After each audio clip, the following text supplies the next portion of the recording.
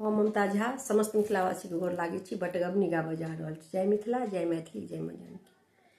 की कहू पाहु परदेस गेला सजनी गे, की कहू पाहु परदेस गेला सजनी गे, आहे सखी किछु ने सोहाई सजनी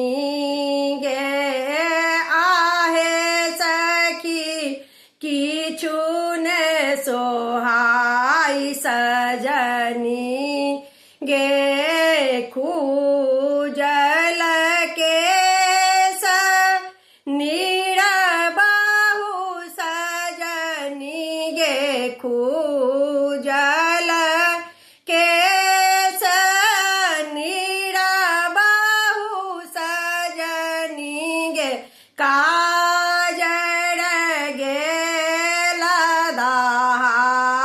सजनी गे, काजर गेला दाई सजनी गे, कंगना बसना भार भेल सजनी गे, कंगना बसना भार भेल सजनी गे, बना भेल उता फाल सजनी गे, आंगना मोरा लेखे बीजू बना सजनी गे, आंगना मोरा लेखे बीजू बना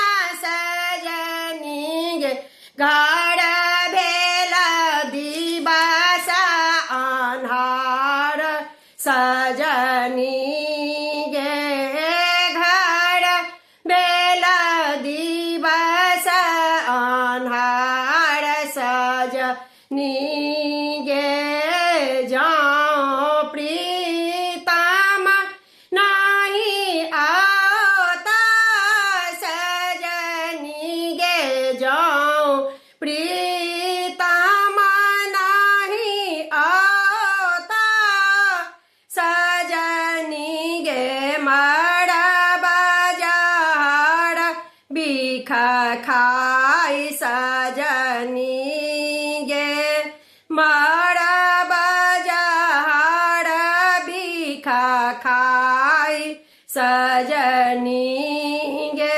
धन्यवाद।